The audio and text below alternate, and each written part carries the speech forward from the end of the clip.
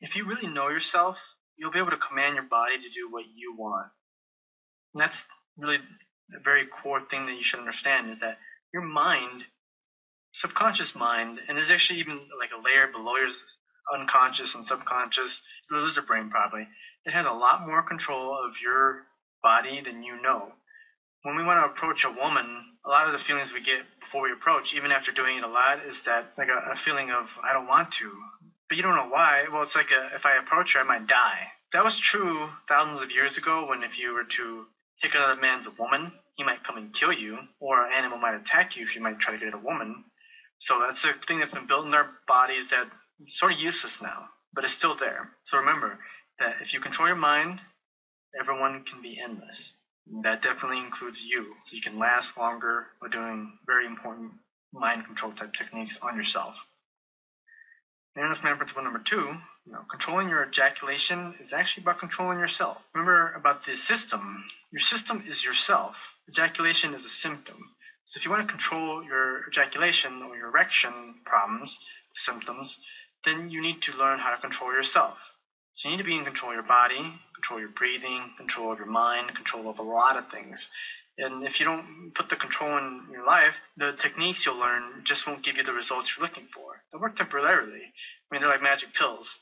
Techniques are like magic pills if you don't have the core. But if you have the core, they're not magic pills. They're things that help you get there faster. And this principle number 3 is that an unfit body creates an unfit penis. One thing about being really overweight, if you are or not, is that people who are overweight, they actually have smaller penises than they would if they were skinnier. So the fat bulges away from where the penis sits at the base of your penis, and it bulges out. So the penis becomes smaller when you're overweight because the fat covers the penis. So if you get rid of that fat, the penis actually becomes longer. Some men who are overweight, they can gain 1 inch or 2, depending on how overweight they are, just by losing weight. I don't know if that means anything to you, but that's important. The other thing is that if a body is unfit, you actually fatigue faster. We fatigue faster if our bodies are not fit.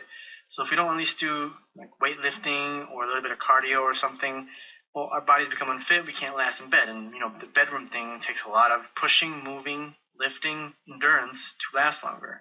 So if we don't have that, well, we won't last as long as we could if we had a fit body.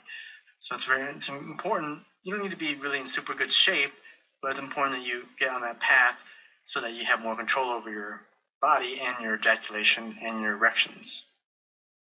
So endless man principle number 4 is know your triggers and change your triggers.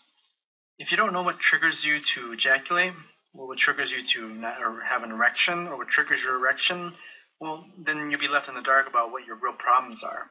So what we're going to do is focus on a lot of your triggers. There's very specific things that make you ejaculate, and you might not even know this. It might be a certain sensation, it might be like a certain image in your brain, it might be an image of your woman or whatever, or something. This is triggers that cause things to happen. So when you change your triggers so that they don't cause these things, well, you can last longer. And then that's principle number 5, is you're going to decrease your penis's sensitivity. So sensitivity is important of how much you feel and how much you can handle. So if you can handle a lot and then you decrease the sensitivity, you'll last even longer. Or if you just decrease the sensitivity and you can only handle a certain amount, you'll last longer. I don't know a great example for this, but it's like water, okay? So think about water in a cup. So if you're pouring water in a cup, you can pour it in like a drip, drip, drip fashion, or you can just pour with a big rush and it can fill up. So how fast you fill that cup up depends on how fast you fill the cup up. So think about it like ejaculation like that. If you fill it up too fast, well, you ejaculate. If you drip, drip, drip, drip, then you can last longer. But the other thing that you're going to do is actually you're going to drip, drip, drip, drip, and then if you drink some, you drip, drip, drip, drip some more, you'll last even longer. So a lot of those delay techniques and stop techniques are sort of like that, where you just drink the water. So we're going to decrease your penis sensitivity and give you ways to decrease it so you last longer. And endless man principle number 6, you're going to need to master your masturbation or it will always master you. When we think about masturbation, we think of this like before we had sex as like a practice for sex. And now, after having gone and have sex, it's not really that way. Masturbation is sort of like a way for us to ejaculate, not a practice for sex. But if we change it to make masturbation as a practice for sex instead of making it to ejaculate, well, it changes things a whole lot. We've spent a lot of our lives letting masturbation be a trigger for us to ejaculate, and it blurs over into sex. So when we get that sensation on our penis, it becomes a sensation to ejaculate. So it's very important that you master your masturbation in a way so that it doesn't master you and makes it not a trigger to ejaculate. And that's principle number 7. Your positions determine your pleasure, her pleasure, and how long you last. So a tired and true position is missionary. And I mean, missionary is okay. The only problem is that it's the fastest fatigue-causing position there is. And fatigue is one of the number 1 reasons for premature ejaculation. So if you're using the positions that are not good for you and give you too much sensation, that's where a lot of problems lie. Another thing is that when you switch the positions, you can get less sensation and give your woman more pleasure. We're going to learn how to use the right positions in the right times so that it gives her more pleasure and then you can last longer. Because some positions just are too much sensation. The missionary is definitely one of those, and it's been ingrained to us by culture, religion, and all these other things that it's the clean thing to do. Well, the only problem is that a lot of the things we're being taught, they're just lies. There's no clean thing to do. Like, oral sex was taboo for a lot of cultures and religions for hundreds of years, even until 1950s and even now. But oral sex helps people be closer together. But you don't have to do it if you don't want to. But oral sex was seen as taboo. But now there's like a lot of focus on getting blowjobs and giving her oral and all that. And there's a reason, because it's very pleasurable for both people to receive and give those things.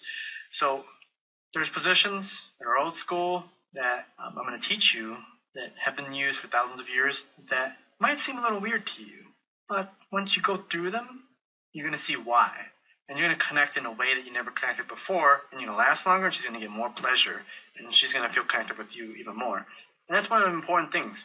When women don't feel connection, then sex is not good for them. But when they feel connected to you, not just sexually, but emotionally in other ways, then she'll really enjoy it with you, and she'll have more orgasms. In turn, you'll last longer, you have better sex, you have more. I mean, it's like a compound effect.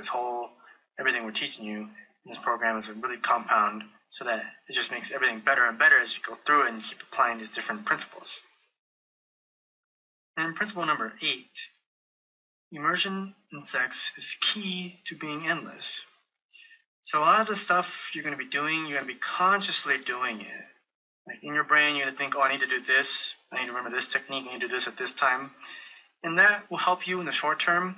But when you get to the point where you're doing these things without thinking about it and you're immersed in the sex, that's when you become a legend in bed. That's when you last as long as you want, when you're immersed. Because you're not worrying about when you're going to ejaculate or how